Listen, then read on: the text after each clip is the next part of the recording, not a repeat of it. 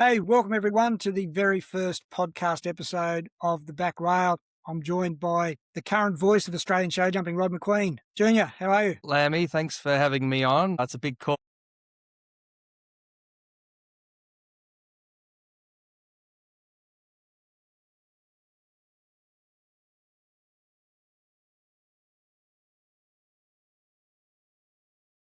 Looking very excited to doing this with you. Yeah, so the format's going to be fairly casual and, as you say, probably weekly in the lead up. And then once the World Championships starts, particularly once the jumping starts, daily updates. But we're going to start today with a bit of history Best way to start. bit of background knowledge about the World Championships and the World Equestrian Games and the difference, and just try and get people to come on board with us for the journey along the way. Absolutely. So in terms of the history, Lammy, you've been hard at work, done a lot more than me. Good on you.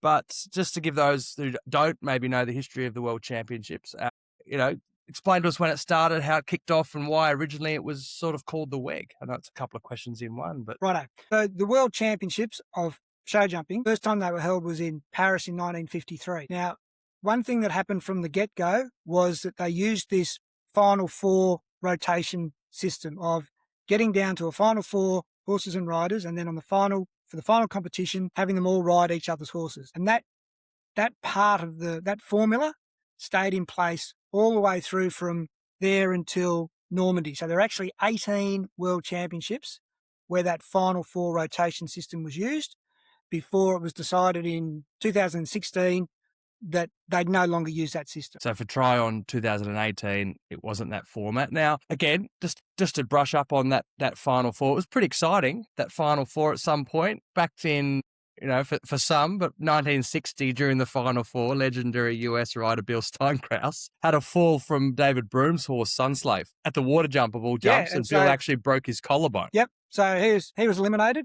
and so he finished fourth. So there's always been a bit of controversy around it. I know that back in 2006, at that stage, if your horse was in the top four, the FEI insured them all for €1 million each. So, who knows how much they'd have to insure them for today. And there's other things in the modern version of it, again, I go back to 2006, the day before, in the class the day before, all the horses had their bridles and their boots photographed. So they had to come out in the same bridles and boots the next day.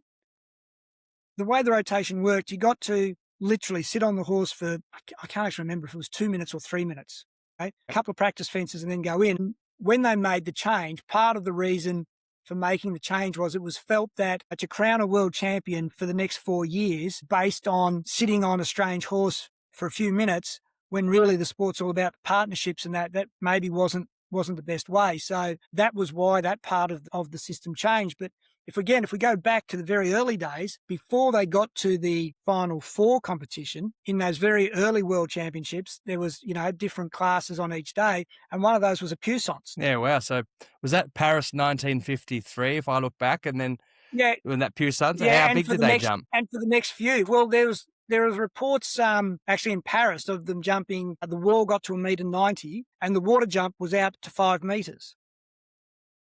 So that's that's a big water jump. Someone else's horse. No, you're still on your own horse. They didn't do. Oh, okay. This was earlier on. This was before they got to the Final Four. So no, they weren't swapping for that. So okay. So then the other thing that sort of changed, I suppose, over time is this thing of the difference between a World Championships and a WEG. So the first WEG was held in 1990 in Stockholm. So that was when all the FEI disciplines, of which there were 7 at the time, so the 3 Olympic disciplines, dressage jumping, show jumping, dressage jumping, eventing, and then we had driving, reining, vaulting, and endurance. And so we had WEGs there for a few years, because it was, again, back in the 60s was when it was decided, because for the first few years they had a World Championship every year. And then in the 60s, in about 1966, they decided, no, we'll go every 4 years, a World Championship every 4 years, offset to the Olympic Games. So then once we got to 1990, then for the next half a dozen had WEG. So all those disciplines in together. But the last one was a World Championships because it was Herning, and the jumping was in Herning. The eventing was in Pretoni. We were talking about this the other day. Italy. Yeah. That's right. Yeah. And so this time now we have Para as part of the the group, but reining is no longer under FEI control, so it's out. But for Aachen, we have nearly everything. The only thing that's missing is endurance. So my understanding is that's why it gets back referred to as a World Championship and not a WEG. Right. Okay, so hopefully that gives everyone a So- little bit of insight into the history of it, going back a bit. And no doubt throughout this whole podcast, through the episodes we'll do, we'll probably brush up on something like that in terms of, whether it's a historical moment or, it could be exciting for some of our listeners. Now, in terms of the format coming into, so this World Championships, it's not the first time it's been at Aachen. Second, No. last So time, we've been so to 20 Aachen. years ago, 2006. Yeah, but this will be the 6th World Championships there. So, but before we even get to this one, it's probably worth just going back a bit again, looking at the history about the first time that there was a World Championships outside of Europe. And that was and when were we there? 1966 in Buenos Aires.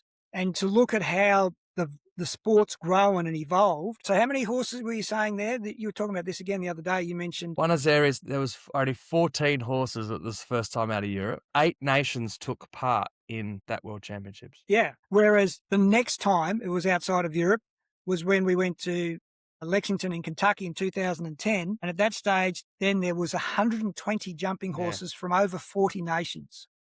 Mm. So obviously huge growth in the sport. Absolutely. So what else? The format, I was just going to say, the format's also, regardless of the Final Four, the format that's generally used today, and we'll look at the format in a bit more detail probably in the next episode, but it's worth mentioning that the basic format of a table C on the first day, Nations Cup on the second day, top 20 or 30 individuals the following day, and then the final, that's been in place since about the late 70s, whereas, and it's a cumulative championship. So what happens on day one sort of carries through all the way. Whereas the way the Olympic format has evolved now, it's very different. They go clean slate. So we have that, that clean slate. So you have a qualifier and then you move into a final. So the team qualifier, then the team final. Then a couple of days off, then the individual qualifier, then the individual final. So what happens at the Olympics now is a bit more like a track and field or a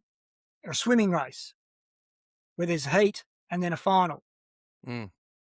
So the advantage you get in track and field or in track, say, or swimming is if you win your heat or you're the fastest qualifier, you get the middle lane. So probably the closest thing we can relate that to with the jumping at an Olympics now is although you go into the next day all on zero, it's a reverse seeded draw. So you have the sit in the draw. Yeah, so that's sort of, as we know, an advantage in jumping. So again, back to the history a little bit, some notable performances from some Aussies. There's a number of them. So first ever Aussie team was in Dublin. That was back in 1982. And the Australian team finished 10th out of 12 teams. And the team was Kevin Burke, Kevin Bacon and Jeff McVean. And then Aachen 1986.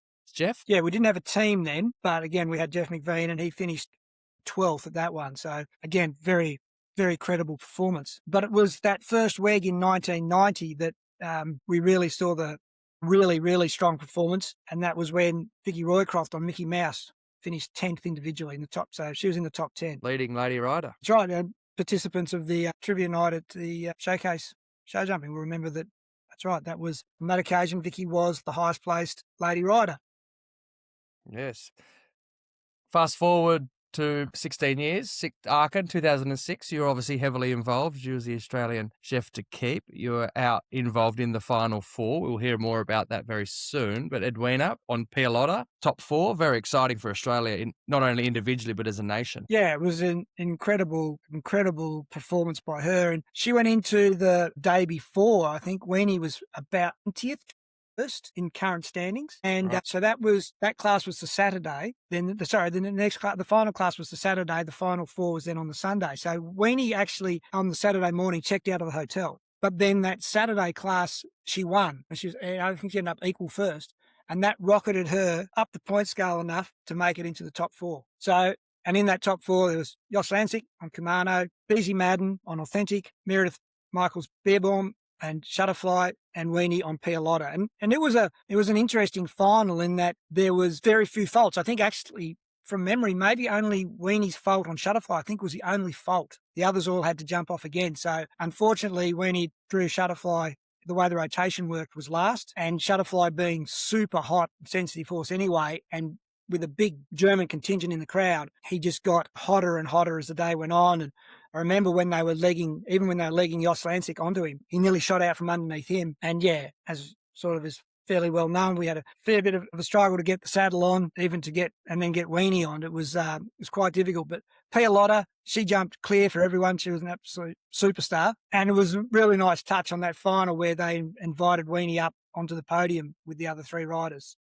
It was a very it was a special day. Yeah, absolutely. Very, very impressive. So, just quickly, Shutterfly, hardest horse you've ever had to saddle up in your life? Yeah, well, certainly I've never had that big audience watching me try and saddle up a horse. And 40,000 people. Yeah, it was, And look, my German's not great, but at one stage when Marcus Beerbaum was there over my shoulder sort of participating, I'm pretty sure he wasn't saying, geez, you're a great bloke and I love the work that you're doing. But yeah, it was an amazing experience. And yeah, certainly Edwina was just sensational that day, as she was at several weeks. Lexington. Yeah, Lexington, Kentucky, 2010, the next. Australia as a team doing very well, Lammy, I believe. Top 10 finish. Yeah, so it was, 10th of 27 teams, so a huge amount of teams there. Edwina on Toddy was 13th. Chuggy on Vivant was 21st. JPR on Niac de la Bray was 57th, and then Matty Williams was 67th. But yeah, that was quite a strong team performance, but was surpassed by the Try-On team of 2018, where the boys finished 6th out of 25, and that was actually qualified our team spot for Tokyo. And again, individually that week, Rowan Willis and Blue Movie finished 12th. And then there was Billy on Oaks Redwood, Billy Raymond, 25th, Kerm on Napa, and do Oaks Constellation, 29th, and Scott Keish on Fedor finished 36th. So that was a really strong performance from that team. And of course, Try-On 2018. Best ever result. Yeah, absolutely. Our good friend, Todd Hind, head honcho at the FEI now. It'll be great to hear from him throughout the World Championships. He was at the helm for that as chef to keep. Yes, he was. Yeah. That was a stat. I remember watching that World Championships. You know, when we saw Billy with Oaks Redwood here, as we did see Kermo with Napa, so we saw those horses come through the sport here in this country, like we did back in Lexington 2010 with Chuggy and Vivant. Just a kid, really back in those days. But yeah, very, very exciting. So now, if we look towards Aachen, as we said, it's the 6th time at Aachen. Which just in 26. Rams home the point that Aachen is the spiritual. Well, I mean, I know it's got 6 other disciplines there, but it is the spiritual home of show jumping. Just as what Wimbledon is to tennis. Augusta to golf. A whole heap of examples. Yeah. MCG to the AFL Grand Final. Yeah. What Hogwarts is to Quidditch. Yeah, you're not wrong. Yep. Yeah. I like it. What Cambridge University? No idea. Enlighten me. Oh, it is. It's the spiritual home of Tiddlywinks. What it is? Sorry. Yeah, right. Okay. Yeah, no. So one of the things about Aachen, obviously, it's a huge grass arena. Measurements about 120 by 150 metres. So to put that into perspective, the SCG, which is obviously it's a much more of an oval shape, whereas Aachen's a big round-edged sort of got rectangle. Some square sides and a round edge, doesn't it? Yeah. So the SCG is 125 by 155. But probably what puts it into perspective best is if you think of the main arena at SIAC, which is currently being resurfaced, and how exciting is that? But it's 120 by 180. So if you had 2 of those side by side, that's about the size of the main arena at Aachen. For, over 40,000 people. But the stat that I came across in doing some preparation work for this podcast, and look, it's an easy enough stat to find if you went looking for it, but I don't know why anyone would go looking for it. Except Stephen Lamb. And I certainly wasn't looking for this particular stat, but it took my attention when it says and this is officially from Aachen, number of blades of grass on that arena. Blades of grass. Is that all? So that's all. That's a lot of mowing. I don't know how to count them. It is. Well, yeah. So, yeah, one thing we can be assured of is that the jumping will be sensational. Yep. I think in the next episode, we'll look a bit more at the format and and exactly what's going to happen day by day, how that all works. And along the way, we'll look at a few other things. We might look at some of the teams as they're selected. Certainly, some interesting things already with the Germans having the current reigning Olympic gold medalist as their second reserve. Not bad to have that as your string, is it? Current world number one, Ken Farrington, declaring himself unavailable for the US team and choosing instead to focus on the build up to LA. So it's very interesting, and hopefully soon we'll have an Australian team announced in the next week or so. Yeah, exciting. It shouldn't be too far away to hear that, and then we can elaborate on that. And then also in terms of the jumping arena, watching the Chio arc, and recently I did notice when we watched actually in terms of your blades of grass, this would be interesting to find out. And you're the man. In the middle of the arena, they have actually installed the dressage arena. Now, whether that was for Chio only or whether that is staying for the World Championships, I'm not sure. But we'll get some course plans, and we might even be able to upload them for people to view. Yeah, I think so they can see the shape of the arena. That'd be great. Yeah. No, they had the dressage arena in the middle of it back in 2006 as well for the dressage, and then sort of removed it all and that. But, yeah. No, looking very all right, very excited. I think that's it for episode 1. I think so. Yeah, looking forward to it. All right. Looking forward to it. Yeah. All right, we'll get this out on socials. I don't know. That's what we do, isn't it? It'll go viral, won't it? Hopefully. No doubt. No doubt. Yeah. Hopefully we can edit that bit out where you dropped out and I was sitting by myself doing nothing for 3 minutes. You were looking up about Hogwarts, weren't you? I knew that. Shit. Okay, so. All right. Always great fun, Lammy. Right, Thanks again. time, Looking forward to episode 2. Good stuff. See you, mate. See ya.